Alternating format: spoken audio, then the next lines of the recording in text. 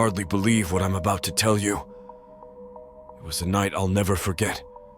A night that shattered my skepticism and left me a trembling wreck.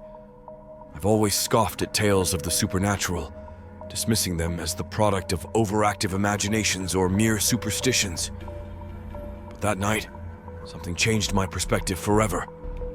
It was a bitterly cold winter evening when my friends and I decided to explore an abandoned psychiatric hospital on the outskirts of town. The place had been empty for decades, and rumors of ghostly apparitions and sinister happenings had plagued it for as long as I could remember. My friends, Tom, Lisa, and Mike, were just as skeptical as I was. We thought it would be an adventure to debunk the myths. As we approached the ominous, decaying building, a feeling of unease washed over me. The towering structure loomed like a haunted sentinel in the moonlight, its windows shattered, and its walls covered in graffiti. It was a place of despair, a relic of a bygone era. With flashlights in hand, we cautiously entered the asylum. The air was thick with a musty, oppressive odor that made my stomach churn. Our footsteps echoed ominously in the empty hallways as we explored room after room, finding discarded patient records, rusted medical equipment, and shattered glass. As we ventured deeper into the asylum, strange things began to happen. Lights flickered and dimmed, casting eerie shadows that danced on the walls.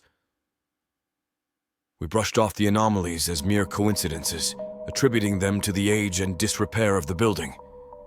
But then, we heard it, a faint whisper, like a spectral breath against our ears. It was a wordless, unintelligible murmur that sent shivers down our spines.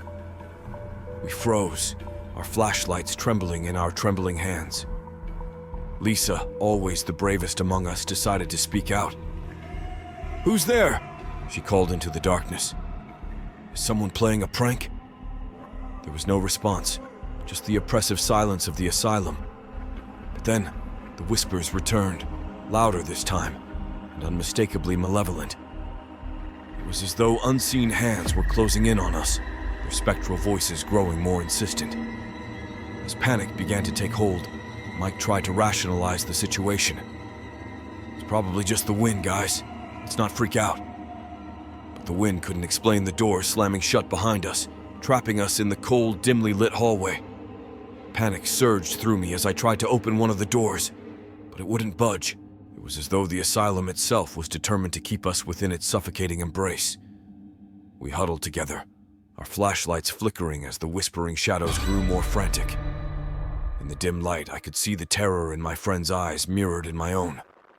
And then, a voice emerged from the shadows.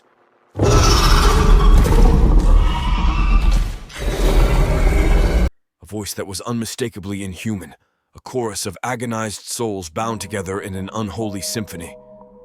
It spoke a single word, a word that echoed in my mind like a chilling refrain. "Leave." Without hesitation, we ran. We sprinted through the maze-like corridors, our hearts pounding, our breaths ragged. Miraculously, the doors that had been sealed shut now swung open with ease, allowing our escape. We emerged from the asylum, gasping for air, our bodies trembling with fear. The whispers had ceased, but the memory of that night still haunts me. I can no longer dismiss the supernatural as mere fiction, for I know now that there are forces beyond our understanding, lurking in the darkness, waiting for the curious and the foolish to cross their path.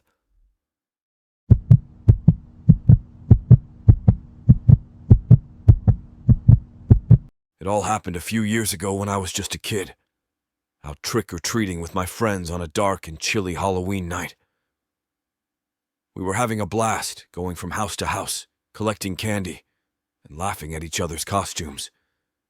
But as the night wore on and the moon hung heavy in the sky, things took a sinister turn. As we made our way down a dimly lit street, I noticed a figure lurking in the shadows. At first, I thought it was just another trick-or-treater in an elaborate costume, but something about this person felt off. The costume was strange, like an old, tattered scarecrow, and the mask had a menacing grin that sent a shiver down my spine. As we approached, this creepy scarecrow seemed to be watching us. My friends and I exchanged uneasy glances, but we tried to brush it off as just another Halloween scare. Little did we know, things were about to get much worse. When we reached the end of the street, my friends decided to head back home, but I wanted to make one more stop at a house known for giving out the best candy. As I turned back, I noticed that the scarecrow figure was following me. I quickened my pace, but so did the scarecrow. My heart raced as I realized I was being pursued by this strange, eerie character. I took a shortcut through a dark alley, hoping to lose him, but he kept getting closer. Panicking, I reached the house and rang the doorbell, hoping for safety in numbers. The door creaked open and I stumbled inside, gasping for breath, and told the homeowner about the creepy scarecrow chasing me. The homeowner looked concerned and said, "That's not a costume. That's not one of the trick-or-treaters I invited." They immediately called the police while keeping me safe inside their house. Before long, the police arrived and arrested the man behind that sinister scarecrow mask. He turned out to be a man in his mid-30s, and his intentions were far from innocent.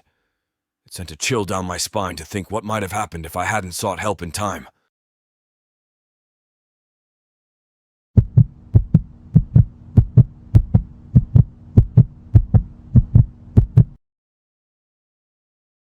Let me take you back in time to a Halloween night from my childhood, a night that I'll never forget.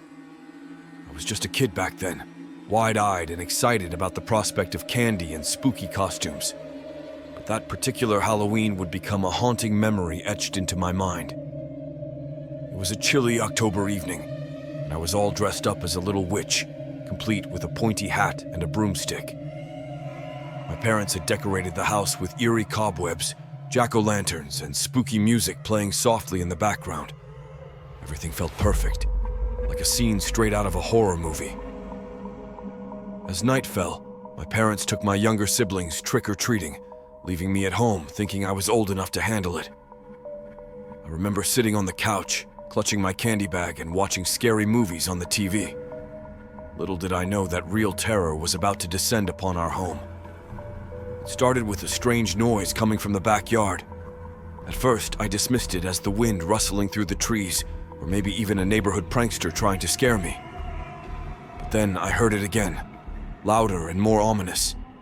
It sounded like footsteps creeping closer to the house. My heart began to race as I tiptoed to the window, peering out into the darkness. To my horror, I saw shadowy figures moving around near the back door. Panic surged through me, and I knew something was terribly wrong. I rushed to the phone and dialed 911, trembling as I explained the situation to the operator. They assured me that help was on the way, but those moments waiting for the police felt like an eternity. I huddled in a corner, my witch's hat pulled low, clutching my broomstick like a lifeline. Outside, I could hear voices and the sound of my parents' car approaching. The burglars must have heard it too, because they made a hasty retreat, disappearing into the night. When my parents rushed inside, they found me shaken but safe. The police arrived shortly afterward, and after a thorough search, it was clear that the intruders had fled without taking anything. That Halloween night, the treats and costumes no longer held any appeal for me. The real terror of that experience had forever changed the way I viewed the holiday. I learned that even on a night filled with spooky fun, real-life horrors can lurk in the shadows.